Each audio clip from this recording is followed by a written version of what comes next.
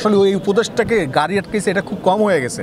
তারা যে হচ্ছে উপদেশটা ঘাড় ধরে ধাক্কা দেয় নাই, এটা হচ্ছে তাদেরকে শুকরিয়া আদায় করা উচিত। আমার কেন যেন মনে হচ্ছে তারা কোনো না কোনোভাবে একটা লুপের মধ্যে পড়ে গেছে, কোনো একটা ষড়যন্ত্র, কোনো একটা চাল, একটা গ্যাপ কোথাও না কোথাও আছে। আমাদের উচিত যে এখন তাদেরকে ওখান থেকে আগে বের করে নিয়ে আসা, তারপর হচ্ছে মানে প্রশ্নবিদ্ধ করে ওদেরকে হচ্ছে ডাউন করা। মোস্তফা সরোয়ার ফারুকী গেছে উপদেশটা, কদিন পর হচ্ছে এই নাহিদ ভাই যে মন্ত্রণালয়ের দায়িত্ব পালন করছে, সেই দায়িত্ব কিন্তু হচ্ছে নাহিদ ভাই পালন করবে না, দায়িত্ব পালন করবে মোস্তফা সরোয়ার ফারুকীর সিন্ডিকেট। আহত হয়েছে তাদের অধিকাংশ, তারা হচ্ছে কোটা সংস্কার আন্দোলন কি জিনিস এটা না বুঝে রাস্তা নামছে অধিকাংশ। কারণ ওরা তো জীবনে চাকরি করবে কিনা, সরকারি চাকরি, এটার টেন্ডেন্সি মাথায় ছিল না।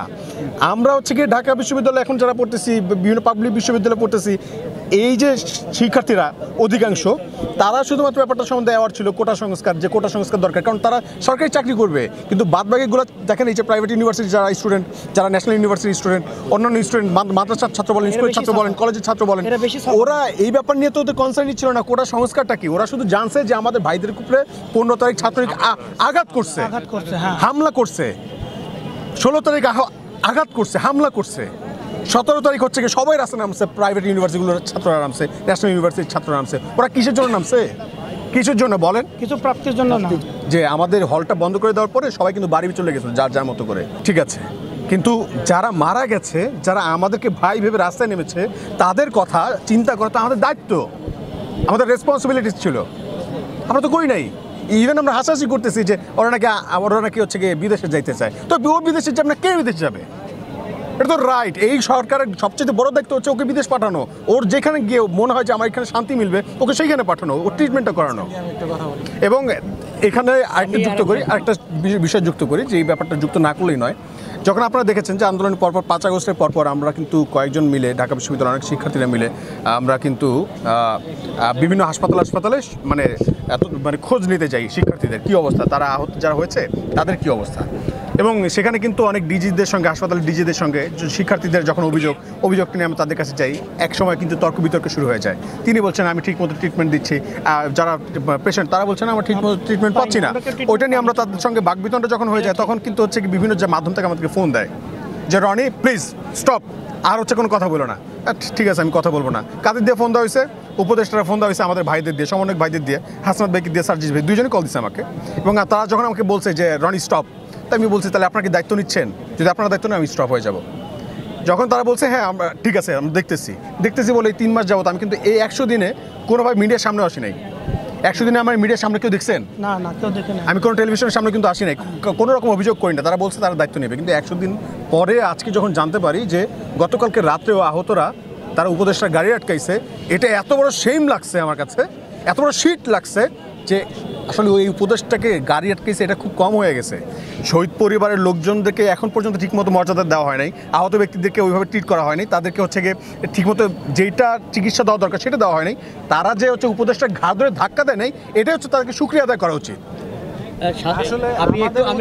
আমি একটু শেষ প্রশ্ন, সেটা হচ্ছে যে পরিবারের একজন অভিযোগ করতেছিল তারই বন্ধু যে সারজিৎ এবং হাসনাত আসলে যারা মূল নেতৃত্বের জায়গাটায় ছিল, এখন পর্যন্ত আসলে ফেসবুকে তাদের কোনো বার্তা তারা দেখে না, এটা নিয়ে আসলে একটু আক্ষেপ করতেছিল। আচ্ছা দেখেন, আমরা সব কিছু না এখন সারজিৎ হাসনাত কেন্দ্রিক করে ফেলছি। হ্যাঁ, মানে আগে যেমন হচ্ছে গিয়ে সব কিছু কেন্দ্রবিন্দু হয়ে যেত শেখ হাসিনা, ওবায়দুল কাদের, শেখ আসিফ, মানে শেখ ওয়ালি আসিফ ইনান, তারপর হচ্ছে সাদ্দাম হোসেন, এরকম কেন্দ্রবিন্দুকে আমরা হচ্ছে চক্র করে ঘুরতাম। ঠিক আছে, এখন না চক্রটা হয়ে গেছে এরকম যে সব কিছু কেন্দ্রবিন্দু হচ্ছে গিয়ে এখন কারা?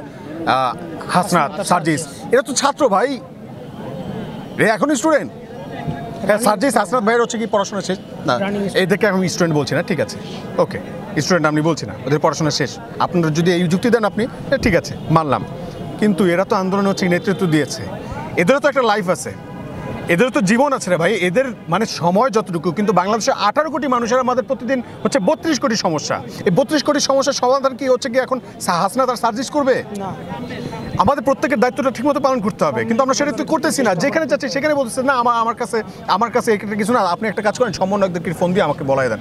আরে অবাক করা বিষয়, তুমি ট্রিটমেন্ট দেওয়ার তুমি ডাক্তার, সেই জন্য হচ্ছে কি হাসনাত সার্জিসকে ফোন দিতে হবে? তোমার এখানে প্রবলেমস হচ্ছে মানে থানায় অভিযোগ নিবা না, হাসনাত সার্জিসকে ফোন দিতে হবে?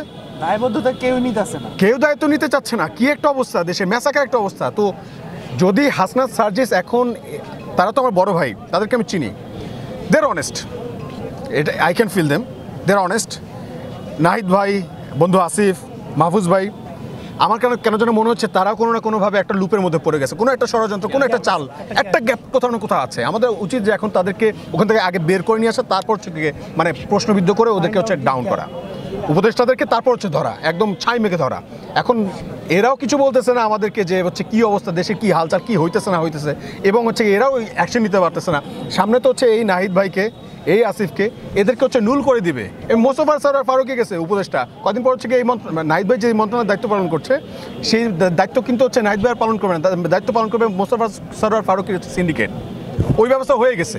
তো সব কিছু হাসনাত সার্জিস, আমার কাছে মনে হচ্ছে না এখন এদেরকে আমরা নিজেদের দায়িত্বটা ঠিকমতো পালন না করে এদেরকে আমরা পাপেট বানায় ফেলতেছি। এদেরকে পাপেট বানায় না, এদেরকে মানুষ হতে দেন। এদের একটা নির্দিষ্ট সময় আছে জীবনযাপনের জন্য, ওইটুকু ওদেরকে করতে দেন। তারপর হচ্ছে যতটুকু দায়িত্ব নিতে চায় ততটুকু তাদের দায়িত্ব দেন, এর বেশি দেন না, এত এক্সপেকটেশন বাড়ায়েন না।